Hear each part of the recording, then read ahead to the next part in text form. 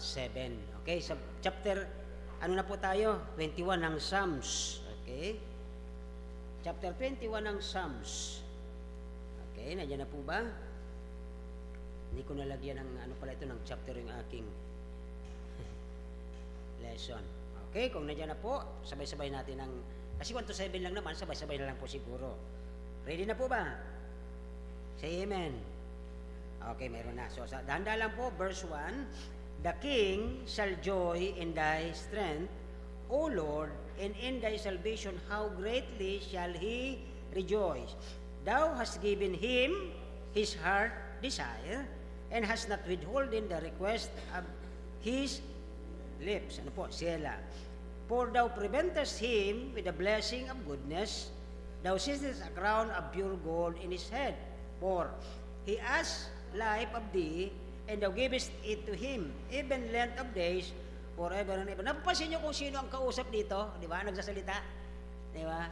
Okay, so verse 6, His glory is great in thy salvation, honor and majesty hast thou laid upon him. 6, For thou hast made him most blessed forever, thou hast made him exceeding glad with thy countenance. Verse 7 last, For the king trusted in the Lord, and through the mercy of the Most High, he shall not be moved. So sa gabi pong ito ay, ang dadalhin po natin pag-uusapan, ano ba ang kailangan ng isang hari? Kasi tingnan niyo po ang verse 1, kung balik niyo po doon sa verse 1, ano po sabi doon? Okay, The king shall joy in thy strength. Tingnan niyo kung sino nag-uusap, di ba? So, ngayong gabi ay titingnan natin, ano ba ang kailangan ng isang hari? Kailangan ba ni David? Kailangan ba ni Kristo? Kailangan ba ni Nebukadnezar? Sino bang hari ang tinutukoy? Okay, tayo po mag-pray para sa Panginoon. Dakilan niyo salamat po. Sa gabi ito, salamat po sa mga naipasalamat na mga blessing na sa kabila ng sa tingin ng tao ay kami mga mahirap pero mayroon kaming Panginoong Diyos na mayaman na kaya mag-supply sa ano pa man na iniisip namin na negative, pero salamat. May mga kapatid po kami na pag dumating ang parang problema, dagdag na bigat, ay nagiging positibo, at ito po ay kalooban mo ang tingin kagad sapagkat alam nila na anumang ibigay ng Diyos sa araw-araw sa bawat anak mo o sa anak ng Panginoon ay may nais, may purpose, may plano na all things work together for good to them that love God. Maraming salamat, Panginoon, na dinala mo sila bilang mga prayer warrior sa lugar na ito. Salamat din po sa kalakasan spiritual, bawat isa, kalakasan physical, Banal na Espiritu aming Diyos, kayo po mag-lead, mag-teach, mag-guide sa bawat isa amin. Kayo po maitaas sa gagawin namin ito. Kayo po mapurihan sa pangalan ni Jesus. Amen. Thank you very much po. Actually, kung naalala ko tuloy, minsan ay may nakikiusap sa akin na pwedeng iwanan ako ng 2 o 3 bata. Ano po? Nangyayari na rin sa inyo, mga kapatid. Sabi nga ni Brother Raymond, wala naman kami. Wala din kami noon pero iniiwanan kami, di ba? Ang maganda rito, pagkatapos nilang nagkakaroon ng gano'n, nasubukan kayo, nakikita nila ang Diyos na gumagamit sa inyong buhay. Doon sila nagkakaroon ng pananampalataya Na-amaze sila because our God is amazing God, di ba? So yung po, kaya tama lang yun na minsan, ako rin nung panahon, ako po bata-bata pa sa pagiging Kristyano, pag isip kong ganyan, ako, responsibilidad, kabigatan yan, pasanin yan, di ba? Responsibility din at baka matitigas pa ulo yan, pero hindi natin napansin ang bright side na nais at plano ng Diyos dahil wala man ibang pagkakatiwala katiwala ng Diyos, alam nga itiwala yan dyan, di ba? Tayo yung mga good steward ng Panginoon, kaya tayo ang pagtitiwalaan ng mga kaluluwang may plano ang Diyos. So, yun po ang katotohanan. Kaya ngayong gabi, ano bang relasyon nito dito? Okay? Ang hari, sabi ni David, nung isinulat sa verse 1, ang hari na siya marami na siyang nasasakupan, marami siyang siguro ginto at ano pa man, kasi makapangyarihan ng hari Now, dito po ay, kung taningin ka, bilang hari ka halimbawa, ano po? Kung hari ka, ano ang ipag-rejoice mo? Ano ang dapat mong ikagalak, ikatuwa, na the most sa buhay mo? Ano kaya? Siyempre, siguro kung hari ka, malaki ang kaharian mo. Baka ganun ang pili mong di ba? Pag malaki. Okay? O, tingnan natin mo sa verse 1. Bumbahin natin ang tanong. Okay? Kung ikaw ay hari, ano ang pinakamasaya sa'yo na the most na natutuwa ka? Malaki ang sakop, Walang haring nakikipag-away. Sino pwedeng ganun, ano po? At maliban doon, okay, sa panulat na ito ni David, okay, ano ba ang mayroon si David na dapat ikatuwa at ikagalak? Kasi yun po sabi niya sa verse 1, di ba? Sabi niya dyan, the king shall joy in his strength, O Lord, in thy salvation, how greatly shall rejoice. May dalawa kaagad kayo mapapansin na dalawang kinakatuwa niya, di ba? Napansin niyo kaagad ang dalawang kinakatuwa ni David dyan? Una ay ang kanyang, di ba? Andun yung lakas niya. Saan ba nagmumula ang lakas natin? Saan ba nagmumula ang kapangyarihan ng lakas ng ating isipan? Galing sa Diyos. So, yun po ang isang maganda rito. Sapagkat ang chapter 21 ay nagtutukol ito o sinulat ni David patungkol kung papaano ka maging isang hari. Pastor, ordinary lang po ako. Yes. Ito po ang pinaka nakakagulat na nakakasyak na balita. Na tayo po ay pinag-pray ng Panginoon sa John chapter 17 na maging tagasunod niya, di ba? At kung naalala nyo sa creation, we are created not by our flesh, by the will of the blood, the flesh, and the man, but the will of God. Napupunta na po dahan-dahan natin, di ba? Na itong planong ito ng Diyos, ang kanyang purpose, okay, tawagin tayo. Okay, nag-pray ang Panginoong Jesucristo. So, now, dito na po yung nakaka-shock na balita. Tayo pala, sabi ni David, ay mga hari sapagkat tayo ay mga anak ng Diyos. Pwede, hindi? Di ba? Yung pala yung sabi niya dyan sa verse 1. Kaya ang sabi niya rito, tayo ay mga hari, ano ang kailangan natin? Sabi ni David, siya mismo nagsabi, sabi niya, the king shall joy in the strength, and the Lord, and the salvation, how great shall he rejoice. Katulad na David na siya po ay in Christ. Lagi po nating nababanggit ito sa ating mahaba ng series ng prayer meeting. If you are in Christ, the hope of glory nasa iyo. Diba? Kasi di naman pipili sa mga palso eh. Di naman pipili sila magdala ng hope of glory na ang pag-asang ito na kay Kristo. Now, ito po ang isang nakakasyak na balita kung ating maunawaan ito ngayong gabi na sinulat pala ni David ito tungkol sa kanya at tungkol sa mga tagasunod ni Kristo bilang we are God's children. Kung anak ka ng Diyos, siyempre ikaw ay hari. Nga lang, wag natin gagamitin dito sa pang-abuso. Okay? Kasi yun po ay, sabi niya, in the image of Christ, to be like Him, to be like Christ. So therefore, Christ is the King. Tayo dapat ay kingly kung tayo ay kikilos at magsasalita. Okay? Pag sinabi kasing kingly ka magsalita, mayroon kang, ano yung tawag dito? Mayroong breeding. Yung mga colloquial na salita ngayon. Mayroong magandang uprising o pagpapalaki. Okay? So, ang Panginoong Jesucristo ay ginawa tayong kings and priest. Naalala nyo, Old Testament, di ba? Doon yan lagi nagmumula. King and priest sa Old Testament. Because He loved us and washed away by His blood that shed on the Calvary. Ano po, ang ating kasalanan ay nahugasan ng kanyang dugo doon sa krus. Kaya po tayo ay tinatawag na like Christ. Kung tayo ay like Christ, kung Christ ay King of Kings, mayroon po tayong shade o kaya may tayong reflection as a king. Kaya lang ano ang ginagawa ng maraming Kristiyano? Parang mga phone. parang mga bishops na walang ano doon sa king, ano po, walang image ng kingly lineage, okay? Ang sulat ni David dito, the king shall have joy in God's strength. Yun po ang sulat niya sa verse 1. Sabi niya sa verse 1, the king shall joy in the strength, O Lord, and in thy salvation how great. Dito po sa una, okay? The king shall joy in the strength, O Lord. Tama naman yung sinabi ni David kasi ilan naman siya nagkulang. Magaling siya na warrior. Pero saan nagmula ang kanyang lakas?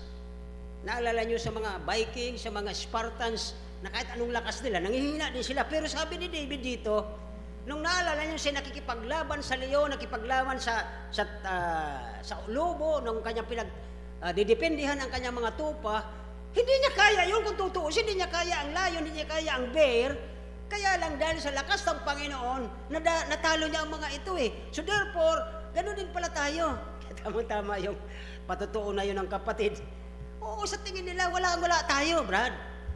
Pero ang di nila nakikita yung invisible God na nasa likod natin bilang na tayo ay reflection ng hari na ito, na kaya nating magpatakbo ng kingdom ng Panginoon within the grace of His ng kahabagan at kaawaan niya, ay hindi nila alam yan eh.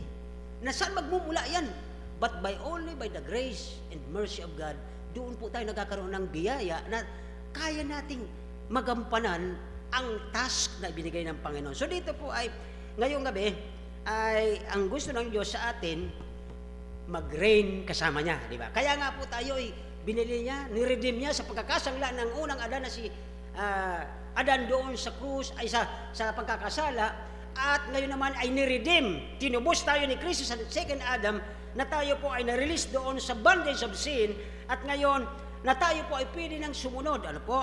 We have to reign in Christ, lalo na po doon sa kanyang pag-reign sa kanyang throne, di ba? Naalala niyo, lagi kong binabanggit dito na pag i-judge na ng Panginoon si Kristo yung mga fallen angels, nandun tayo sa kanyang likod eh, bilang reflection na para tayong nandun ang ating Panginoon ay King, at tayo na we are in Christ, so tayo po ay reflection ng kanyang pagkahari, tayo po ay nanunood habang sila po ay inuhulog sa dagat-dagat ng apoy, dahil yun po pala ang kalooban ng Diyos for our glory in the next. Ano po, hindi pa na po ngayon yan, sa susunod pa yan. So, mayroon tayong kagalakan dapat, okay, sapagkat kung si Christ ay nasa trono ngayon, sa oras na ito, dapat mayroon din tayong power na hindi tayo matatalo ng kaaway. Bakit? God is still on the throne. Kaya nga pag tayo napipray, pag may problema, anong pa naman ang Panginoon? Kaupo ka sa trono eh. Hindi pa man siya talunan. So therefore, pwede pa tayong manalo. Ano po? With the Lord Jesus Christ. So dito po ay ang hari, sabi ni David, shall have joy in your strength, O Lord. Tatlong bagay po, from verse 1, ang napansin nyo, ang nakita nyo kagad ay ang David rejoice in the strength of God He gave him. Verse 1 pa rin, David, okay, rejoice in God's salvation. At wala man po tayong pwedeng ipagmalaki at pagmayabang kung hindi ka pa totoong ligtas, hindi ka pwedeng magmayabang na sa langit ka eh.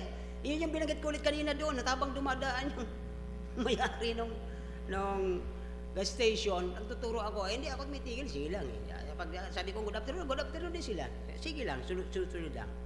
And then the third, sa verse 7, ay makita natin dito ang si David rejoice in stability. Sabi ng verse 7, ano niya pong titingnan, for the king trusted in thee, Lord, and through the mercy of the Most High, he shall not be moved. So stable talaga ang pananampalatayang ito. So maraming mga Kristyano nagsabing kapangalan natin, ganito tayo, mga doctrine ganito. Pero nagsuswerve, nagbabago ng itinuturo. Ang Biblia hindi nagbabago eh. Ni ang salita ng Diyos hindi nagbabago. At ang Panginoon lalo na hindi nagbabago yun eh. So tingnan po natin ang una. Okay? Ang verse 1 nagsasabi that David rejoiced in the strength of God na binigay sa kanya. Number 1, alin kaya itong binabanggit ni David? Magbigay tayo ng mga sample. Siguro dito muna sa kabila. Ano bang mga binibigay ng Panginoon sa atin na tayo nagpapatuloy at tayo natutuwa? Ano kaya yon? Maliban sa strength. Strength ng ano?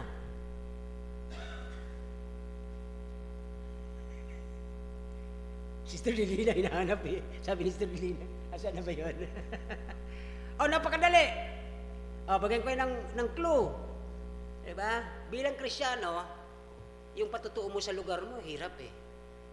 Lumakad ka lang ng medyo tabingi, pagsatalitaan ka na ng kung ano-ano eh. So ano ang una nating papakita sa kanya? Ano kaya? Strength in sa paglalakad sa buhay Kristyano, kailangan natin ang strength ng Panginoon. Bakit po? Ginawa mo lang lahat eh. Sinusundo mo ba, Brad? At nung nagsusundo ka, marami pang sinasabi sa'yo. Di ba? So, paano ka lalakad ng maayos? Kung paano mo i-reflect ang Christ-likeness, paano mo i-reflect ito? Sabi ni David, Kayo yung mga hari. Dapat maging kayong hari kung kumilos. Kung lumakad, dapat kayo ay hari lumakad. Para makita ng mga subordination ng isang hari na sila yuyukod sa Panginoon at susunod sa iyo bilang maayos kang hari at leader. Tama po ba? Sa bahay na lang yung pamangkin mo, mga apo mo. Ako marami na ring apo eh. Mga anak. Dapat kung mayroon tayong reflection ni Christ bilang king, nire-respeto dapat tayo. Isa po, ay pangalawa po yun. So, strength in walking, in Christian walk. Pangalawa, si David ay isang, ano yun? Isang warrior. So, strength in war. Dapat may lakas tayo doon sa pakipaglaban sa ating daily. Alin po yun?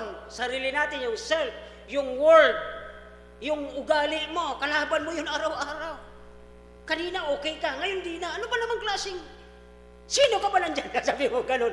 Kanina maayos ako, ba't nandyan ka? Umalis ka dyan. Hindi kita gusto. Ang pangit ng attitude mo, umalis ka sa buhay ko. That is strength in war. Sapagkat ang kalaban natin ang ating self, ang world, at ang devil. Tatlo lang po yun eh. Pag may Kristiyanong dito napapansin na kanyang sarili, as tingin ko, medyo may problema na siya doon. So, strength to walk, strength in war, okay? Ito po yung ano ang kalaban natin sa mga bata ngayon, di ba? Kasi wala nang mga tulog. Ano yun? Cellphone ka agad. Mga kapatid, ang strength, kailangan natin ang strength mula sa Diyos to build strength to battle this problem. Paano natin itong mga batang ito masasabi, uy, tumigil na kayo dyan, hindi magbibigay sa inyo maganda. Pag kayo ay kulang sa tulog, ay sigurado, hihina ang inyong mga memory. O sino ngayon hanggang gabi, alas 12 na, nag-cellphone pa.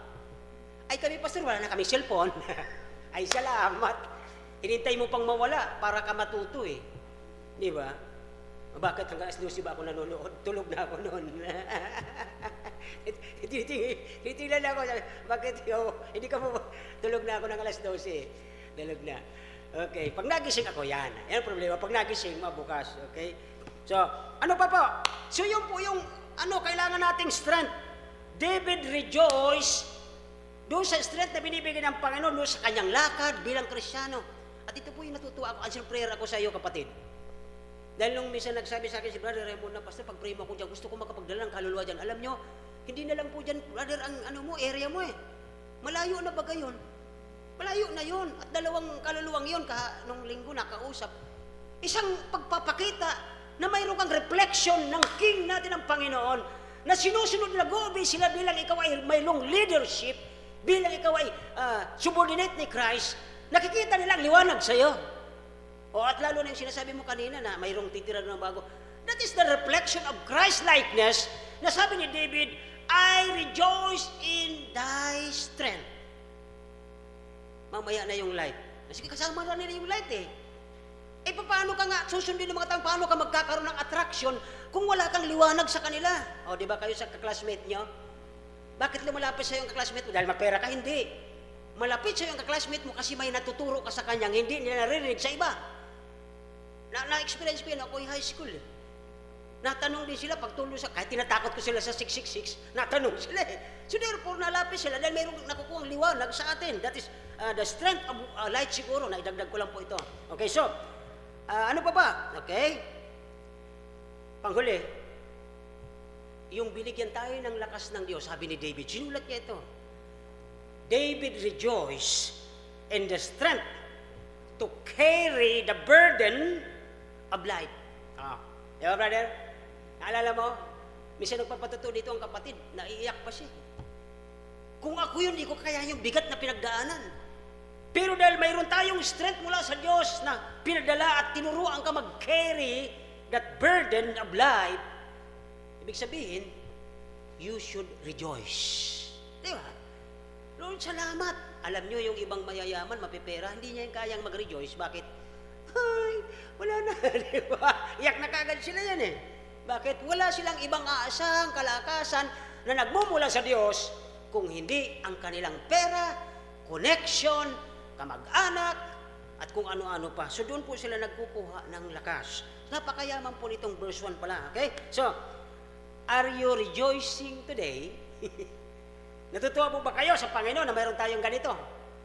Okay. Ako rin po, hindi ko ito magagawa kung wala ang Panginoon. Sino ba naman ako? Wala rin akong alam, katulad ng marami. But God, being King, okay, because He gave us strength. Nang dahil sa pananampalataya, kanina binanggit ko ulit doon sa Bible study, hindi naman tayo makakaroon ng pag-asa at hindi tayo nagiging excited sa pagbabalik ng Diyos kung wala kang paniniwala sa Kanya paano ka magiging excited kung wala ka namang pananampalataya? Hindi ka magiging excited. So dito po ay ang strength na ito na galing sa Panginoon bilang tayo yung mga mananampalataya, binigyan tayo ng Panginoon at ito'y galing sa Kanya. Siya ang source at hindi ang ating galak, ang ating pagiging magaling na leader. Galing din sa Kanya yun So dito po ay ang Panginoon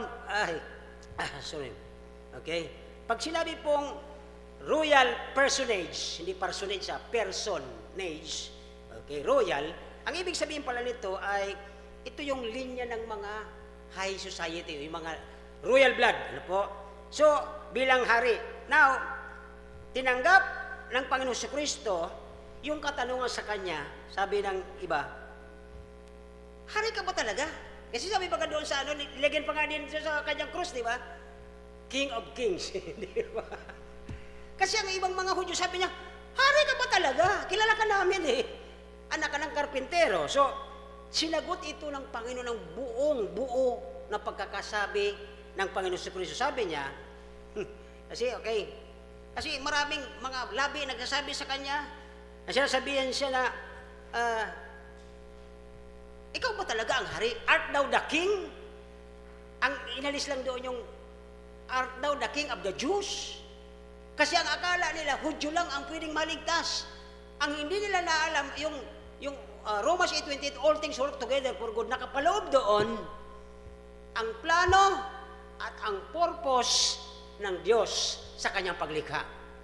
Yun ang purpose ng Diyos So dito ay, na-receive nila yung, narinig ng Panginoon yun at sumagot ang Panginoon, sabi niya, okay? Sinagot niya ng buong buo sa kanyang labi, sabi niya, sinabi niyo na ako'y hari, thou say it that I am a king? Sabi ni Jesus ng ganyan. Okay, bakit po? Sabi ni Jesus, to this end I was born. Ipinanganak ko sa lupang itong walang-wala. Pinanganak sa saban, walang sariling bahay, walang sariling kabayo o asno. Okay? For this purpose, sabi ni Kristo, I am come to this world that I might bear witness unto the truth. Nagpunta ako rito dahil sa kalooban ng Ama na ipakita ko ang katotohanan. Yung po ang sabi ni Kristo doon sa sagot sa kanyang nagtatanong, ikaw ba talaga ang hari ng mga Hudyo? Sabi niya Kristo. So, dito po ay hindi lang si Kristo basta hari. Iyan po yan ang isang bagay dito kay Christ. But the King Himself. Di ba sa Revelation, He is the King of Kings, Lord of Lords. Okay? So, dito po ay na napapaalala sa atin sa sulat ni Haring David, okay, na sa kanyang pagmamahal, tiniis niya ang lahat Sinutusan siya ng Ama. Pagdating niya sa lupa, puro kahirapan at tiniis niya lahat ito sapagkat doon natin nakikita na ipinakita ni Kristo na hindi siya katulad ng hari na masyadong mitikuloso, maraming kumbaga mayaman, isang ganyan niya lang, marami siyang hindi niya pinakita yun sapagkat minsan ay hindi talaga maganda sa isang anak ng Diyos. Although mayroong mga nakita tayong mga Kristiyanong mayayaman, pero yumaman sila before, dati naman sila mga mahirap din, at tulad ni Christ, He reigned as heir of the throne of God, sapagkat siya naman po ay anak ng Diyos. Ang blessing doon po sa yung tinatawag na imperial ano nga ba ito? Money. Yung parang, yung kabutihan niya, ito po'y dala ng pagiging royal blood niya. Kasi yung mga kamahalan ng panahon, doon sa panahon na ito ng mga Hudyo, kapag sila po ay nasa family ng royal blood, ay mayroon itong dapat ipinapakitang pagmamahal sa kanilang mga nasasakupan. Ay hindi. Ang nangyari doon sa panahon ng Israel, di ba? Sa Haring Nebuchadnezzar, si Haring doon sa Egypt, lahat nagpakita ng kabaliktaran, samantalang si Kristo po ay lahi ng royal blood, ng emperor, na ito po ay may kabaitan, hindi katulad nila. So kabaliktaran sila lahat. Now, ito pong merely as a king, but the King of Kings, ay pinakita ng verse 1 and 2 that the source of the strength na napupunta sa atin at sino man ay ang Panginoon. Ang Panginoong Jesucristo na maliban na siya po ay dugo ng mga mababait, dugo ng mga pagmamahal na royal blood, hindi katulad nila si Vice King of Egypt, Paraon, okay? Hari din yon. Kaya lang Paro, ano po. So, dito po natin nakita ito na nagmumula ang blessing na ito ng pagiging mabuti at nagmumula ang strength galing sa Panginoon Kristo. And by the way, sa New Testament naman po ganun talaga eh. Sabi baga doon na isang na si Kristo ang ating kalakasan. Okay? So number 2, tingnan po natin sa verse 1 pa rin. Another one is David rejoiced in God's salvation. Ibig sabihin, si David pala noon ay naunawaan niya na kung hindi siya magiging manampalataya sa Diyos, although siya po ay malapit sa puso ng Diyos, ay hindi po siya magkakaroon ng strength, na mayroong kagalakan. Okay? So, sabi ni David dito, he rejoiced in thy salvation. Yung salvation na ito, hindi po ito yung kaligtasan, kundi to deliver. Ang ibig sabihin ng strength na ito, this is the joyful side, sapagkat ang kagalakang ito ng kaligtasan ay nagdi-deliver, nagtatanggal, naglalabas sa kapahamakan. The joy here described as the note of exclamation with a word of wonder, na ang ibig sabihin, how greatly, napakagaling ng Panginoon na sa mga bagay na tayo mga Kristiyano, pag lalagay sa alanganing lugar, pag nagpipray tayo, siya ang naglalabas doon. Siya ang nagbibigay nitong strength na ito na tayo po ay i-describe as na i-deliver. So, nagkakaroon po ng rejoicing sapagkat naalala niyo po kung hindi lang dahil na ang Panginoong Jesucristo ay nabuhay na mag-uli, sayang lahat ang ginagawa natin. Nang siya po ay namatay at nabuhay na mag-uli sa pangatlong araw, that is the victory over death. Kaya po maraming mga Kristiyano ay hindi takot mamatay sapagkat may victory na po tayo doon. So yun po ang tinatawag na napakagaling o how great ang sinasabing salvation or delivery from that moment. So, for the joy which was set before him, he enjoyed the cross, despising the shame. Ano yung Acts ba yun, di ba? Naalala ko tuloy yung verse na ito. And now that the joy daily grows, sa araw-araw ng buhay natin, lumalago tayo doon sa pag-deliver ng Panginoon. Minsan may mga alanganing lugar, nakaka-deliver tayo, may aksidente na lalagpas tayo, may problemang malaki na lalagpasan natin. So ito po yung pangalawang punto na sabi ni David dito, that he rejoiced in salvation, or na siya po ay nakakalagpas, okay? Na ilalabas doon sa sitwasyon na hindi maganda, okay? So, it rejoiced over his redeemed with singing, okay? At they are brought to find their salvation in His blood. Doon sa kaligtasan na binigay ng Panginoon. So, dito po ay, sabi ng verse 2, kung ating titingnan ulit, thou hast given him his heart's desire that has not withholden the request of his lips. Ito doon yung maganda. Pag nababasa natin sa Old Testament yung lips, that is prayer, di ba? So, ngayong gabi ay magpipray tayo. Bakit ang sulat ni David dito ay dapat tayo mag-rejoice? Katulad niya, nag-rejoice sa salvation.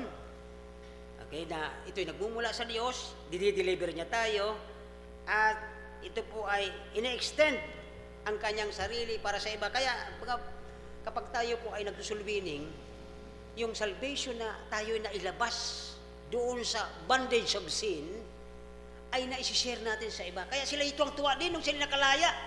Narinig ko lagi kay Brother mo yung naging malaya, di ba? Naging malaya tayo doon. So ito po yung rejoicing ni David sa kanyang verse 1 and 2. So, at pagkatapos, pagka ang isang bagong Kristiyano naman ay nakakilala na at lumalago na, siya po na-encourage na doon din sa kapitbahay niya, doon sa kanyang mga kaibigan, pupuntahan niya rin. So nagkakaroon po ng all lands, lahat ng lugar ay nasasakop o nasaturate ng bagong rejoicing in salvation dahil po sa ganitong kalagayan na tayo po ay nag-grow, hindi tayo makapigil. Talaga magsasalita ka pag punong-puno ka sa puso mo at patapos yung tao naman na nakausap mo Mag-iinit din yun at pupunta rin yun sa kapitbahay niya, kapatid niya, kamag-anak niya at doon po hanggang maubos ang lugar na ito ay mapahatdan ng magandang balita. So, take note mga kapatid, rejoice because your name is written in heaven. Di ba? Kaya nga, di ba, isang kaluluwa na nabalik sa Panginoon, ang lahat ng angeles nagkakatuwaan. Dapat matuwa tayo dahil ang ating pangalan nakasulat doon at yung ating mawiwitnessan, ang kanyang pangalan may sulat din sa aklat ng langit at magkakaroon po siya ng katuwaan. Po? Kaya dito po sa second line ng verse 2, sabi doon, and has not hidden the request of his lips. Okay? Yung request ng kanyang labi. Binanggit doon yung request. Po. Anong ginagawa natin sa request? Nakikiusap? Nagmamakaawa? Ano pa? Nagsusumamo. Okay? Yan po yung mga tatlong ano dyan. Sabi ng isang writer, ano ba ang nasa balon, okay, ng puso, okay, na ito'y lalabas, di ba may balon, di ba may pangsalok doon, ano yung pangsalok doon sa balon na yon? Doon sa puso natin, na may balon, okay, at lalabas ay isang balde, di po, na punong-puno ng request ng ating mga labi. Di ba? Galing sa puso yung request natin, Lord, ano ba? Kanina sa Bible study namin doon sa Hugon, ay binanggit ko, kapag kayo nagpipray, sino inuunan nyo? Siyempre po, yung sa akin. Ang tawag doon ay selfish praying. Hindi ka naman makapag-pray ng mga bagay-bagay kung hindi ka tinutulungan ng Holy Spirit. Sabi ng Holy Spirit, yung mga impit na dahil na hindi mo masabi, ang Banal na Espiritu nagsabi ng yung mga prayer na hindi mo naman kailangan sabihin, ayun ang Banal na Espiritu nagtutulong sa iyo, kaya nasasabi mo na ipag-pray mo, na-intercede mo yung ibang tao na ipag-pray mo sila. Kasi bakit? Ang mga taong makasarili, ang unang prayer niya, Lord, i-bless mo yung trabaho ko, sana po yung dumagdag na yung sweldo ko, sana po maging number 1 ako sa office, Lord, sana ako ang makakuha ng first prize, sana Panginoon ako ang makakuha ng unang bibigyan ng sasakyan. That is selfish prayer. Pangalawa, ano pang makikita natin? Yung ignorance. Hindi mo alam kung ano pag-pray mo, puro ka lang ako, me, my, I. Ang dapat na ipag-pray natin, Lord, yung aking mahal sa buhay, makakilala. Lord, yung aking kapatid, makakilala. Lord, yung kapitbahay ko, makakilala. Kasi tinin niyo po ito, di ba? Tinuro natin sa atin yan, sa mga Sunday school kid. Oh, di ba? Kanino to? Sino itong mga ito? Kasi malapit sa puso, sino to? Ulo, kalimutan na. Sino to? Ha? Sige, sakasan mo. Sino itong mga to? Kasi ito yung mga nagtuturo. Ito yung mga teacher. Ito, sino to? Itong na malapit sa puso pag nagpipray. Mga? Yan ang problema. Pati tayo pala nakalimutan na natin. Hindi ko lang makalimutan ito. Kasi ito yung mga nagpanturo. Yung mga nagtuturo, pinagpipray natin. Ito yung mga official, yung matatangkad, yung matataas ang posisyon. Ito yung mga weak, mga may sakit. Ito, dahil panghuli, malayo na sa puso natin. Sino to? Ha? Ikaw yan! Kasi mahina ka eh, ikaw yung panghuli. Unahin mo silang lahat bago sa'yo. Sabi ng mga nakikinig sa Bible sa'yo, huli pala ako, yun ang wala pang pagkakilala sa Diyos eh. So paano sila magkakaroon ng rejoicing na binibigay ng Panginoon kung sila mismo, hindi nga nila alam kung sino ang pinagmumula ng kanilang lakas. Hindi nga nila alam kung sino ang nagbibigay sa kanila lahat ng blessing. Tapos mag-pray yan, ignorance, selfish. May isa pang, nakalimutan ko na eh, isa pang prayer. Kaya ano pa bang prayer ang gusto niyo? Alam ko na, yung imprecatory, naalala ko yun eh. Pag nainis ka sa kasamahan mo, sabi ko sa kanila, pag nainis ka sa kanila, pinagpipray mo, madapa ka sana. Tama bang prayer yun? O diba? So dito ay, yung request, ito. Obviously, sa tingin ko walang matinong Kristiyano. Sana madapa yan paglabas niya. Walang Kristiyanong ganyan. Di ba?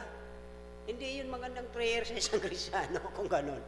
So dito si David, sinulat niya na nag-rejoice siya una sa strength na binibigay ng Panginoon, sa pangalawa sa salvation na naglalabas sa kanya sa anumang sitwasyon na ilalabas siya dito, ay mga kapatid, okay, let us, okay, rejoice with the Lord in salvation as coming from God, yung kaligtasan yon, from coming from God, Okay?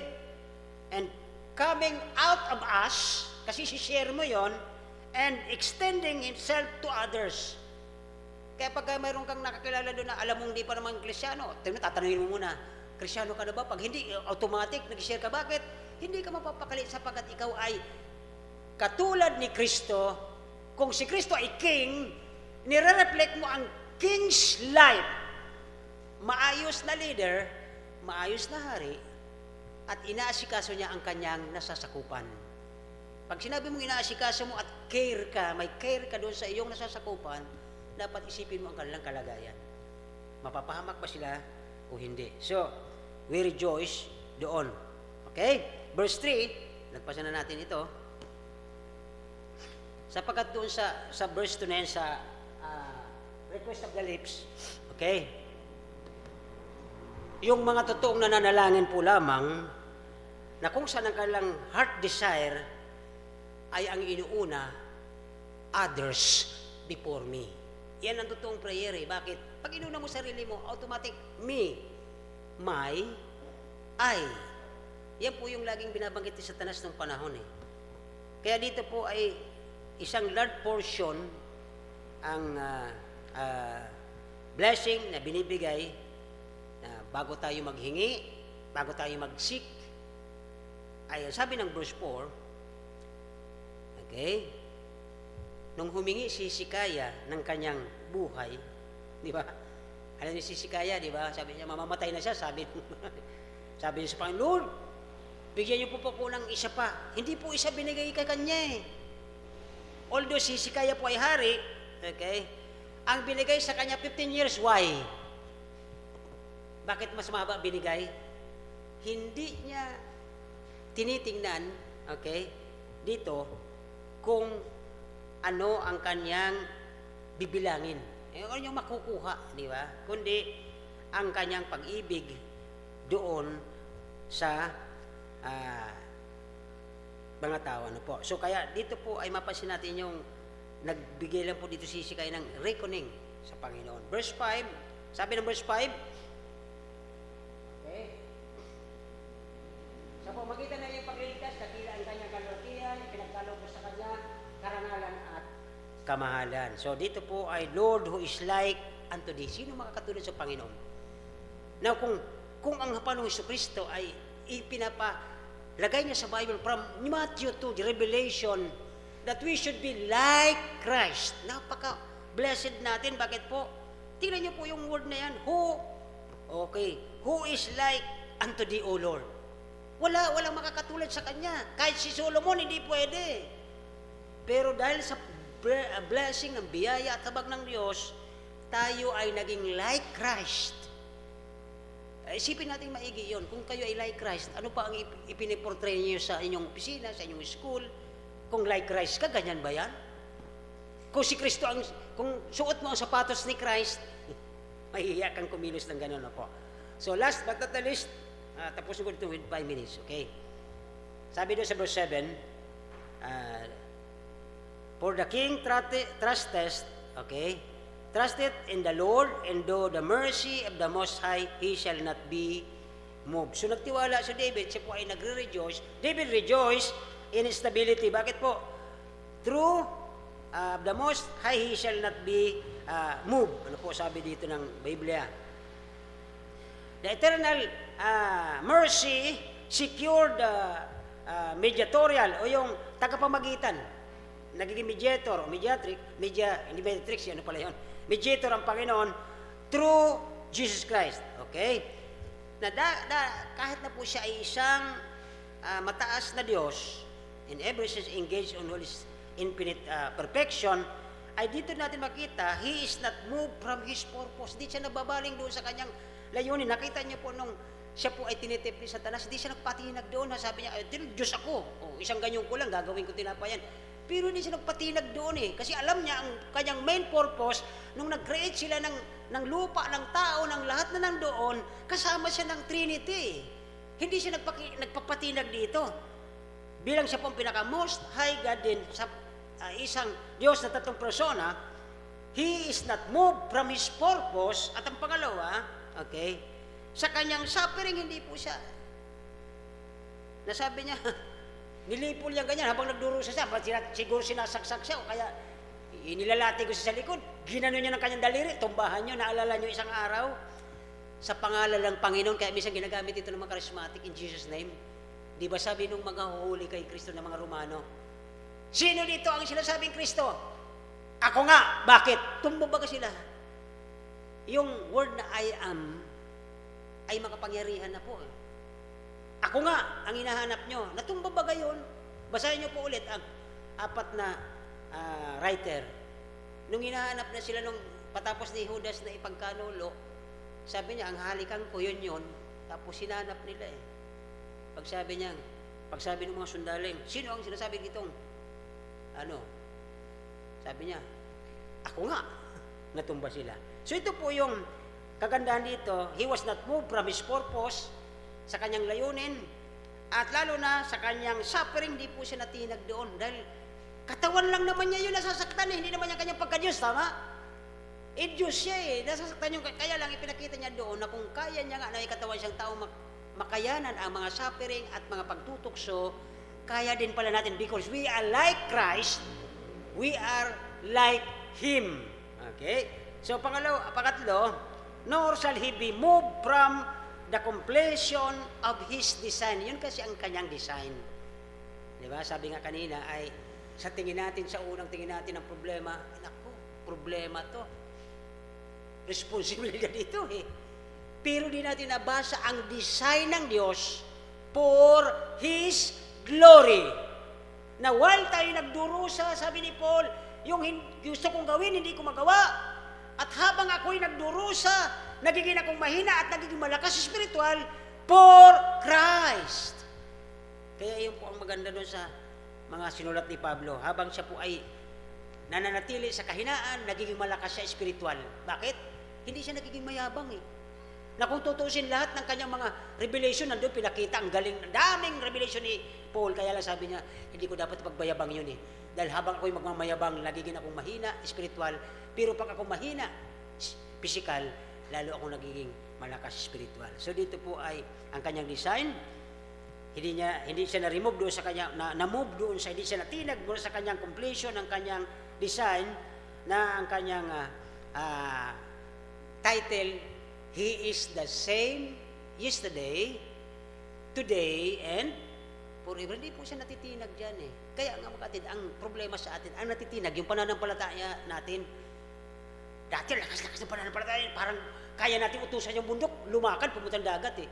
Pero nagkaroon tayo ng konting problema, naging slight lang, humihina, lumiliit ang pananampalataya. Nasabi ng Bible, kapag kayo ay may karoon lamang ng isang butil ng, kasi liit ng butil ng mustasang pananampalataya, kaya niyong utusan niyan mga yan eh, napapuntahin doon. So, napakaraming Christian ngayon, nagpipail na makisa sa kanilang mga sarili na sila ay mga hari.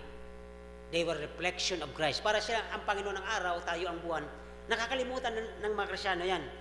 But God wants us to reign in life, na nag-provide po siya ng blessing sa atin upang ma-enable tayo to live as a king. Sabi ng isang New Testament, that enable me. Diba? Siya ang nag-enable sa atin. Hindi naman tayo. Wala tayong kakayan. Tayo lupa sa harapan niya.